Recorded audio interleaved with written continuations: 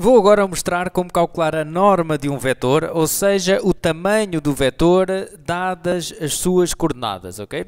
Bom, eu vou fazer através de um exemplo, eu vou representar aqui um vetor no plano para ser mais intuitivo e depois irei generalizar. Vou então fazer um referencial para representar um vetor, um referencial x ou y, e devo dizer que o raciocínio que eu vou aqui fazer, o conceito, é idêntico no espaço, ok? Portanto, nós estamos aqui a fazer no plano, para o espaço teremos a mesma abordagem. Bom, temos então o eixo do x, o eixo do y, eu vou representar então aqui a preto um vetor, temos aqui a origem, vou fazer aqui um vetor qualquer, então tenho aqui uma direção, um sentido e um tamanho, não é? Para ter um vetor, vou-lhe chamar vetor v.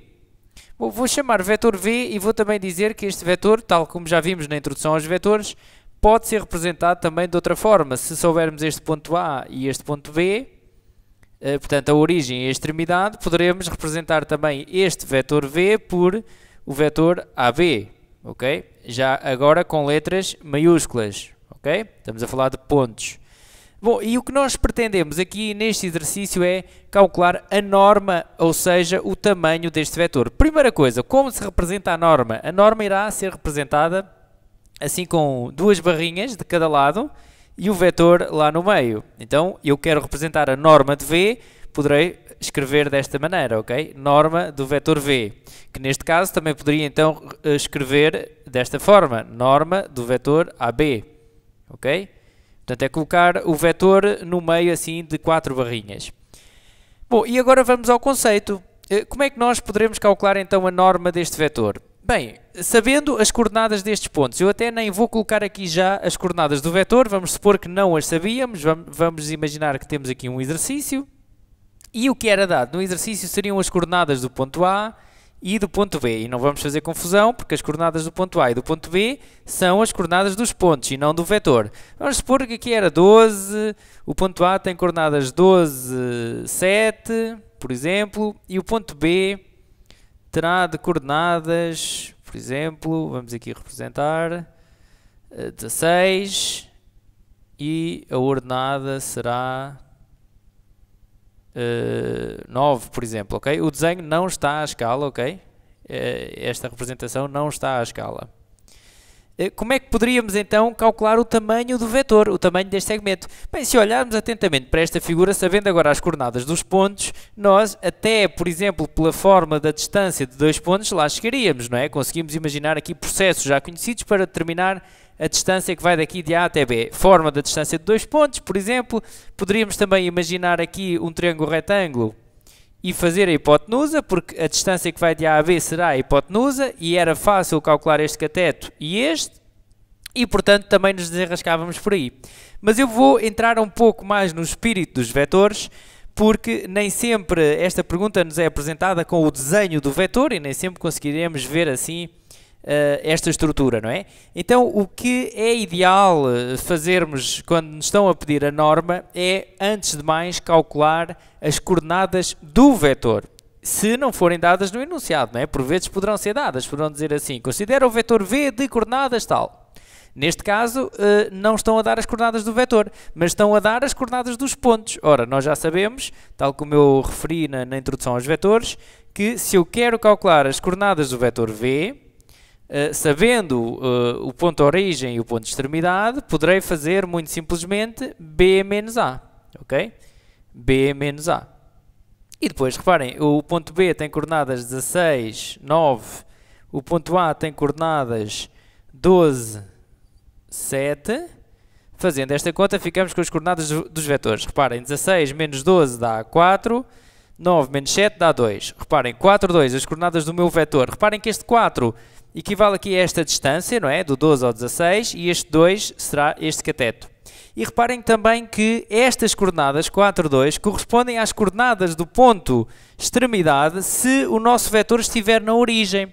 Nós já sabemos que os vetores são livres, não é? Se não alterarmos a direção, o sentido e o tamanho, poderemos levá-los para onde quisermos. E então também o poderemos trazer aqui para a origem. Vamos supor que eu desenho aqui aquele vetor.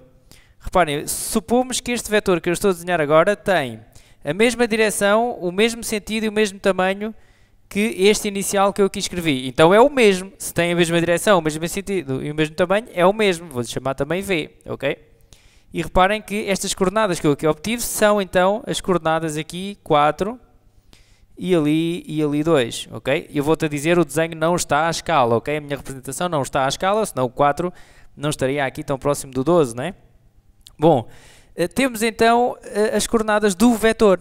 A partir daqui, calcular a norma, o tamanho dele é bastante acessível. Poderemos então sempre olhar aqui para as coordenadas, reparem, vou olhar agora para este triângulo, que é igual àquele, mas agora este está aqui na origem, com um vértice na origem, e posso fazer então aqui o teorema de Pitágoras. Ficaria então assim, norma de V igual ao quadrado, que é a hipotenusa, não é? Hipotenusa ao quadrado é igual a 4 ao quadrado mais 2 ao quadrado. Reparem que este 4 e este 2 são as coordenadas do vetor. Ficaremos então de forma mais simplificada com esta fórmula. Raiz de 4 ao quadrado mais 2 ao quadrado. Ok? É claro que eu também poderia escrever assim. AB seria igual, não é? Estamos a falar do mesmo. AB ao quadrado igual a 4 ao quadrado mais 2 ao quadrado. Ou seja, AB igual a raiz de 4 ao quadrado mais 2 ao quadrado. Portanto, o que é importante então aqui referir é que, sabendo as coordenadas de um vetor, facilmente calculamos as normas. Portanto, e depois poderemos fazê-lo então no plano.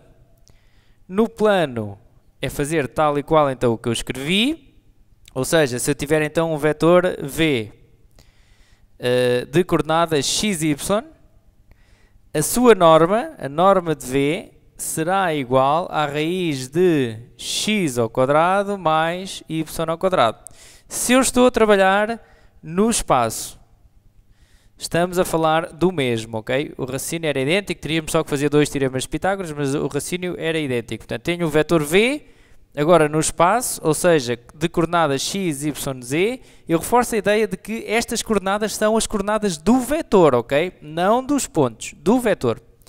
A norma então do vetor no espaço seria, de forma análoga, x ao quadrado mais y ao quadrado mais z ao quadrado, ok? Portanto, o que devemos referir aqui é, para calcular a norma de um vetor, analiticamente, nós com as coordenadas do vetor facilmente recorremos então ao teorema de Pitágoras e calculamos então a norma, que é o tamanho do vetor. Ok? Reparem que é bastante prático se soubermos então as suas coordenadas. Então, vamos ficar por aqui neste vídeo. Até uma próxima!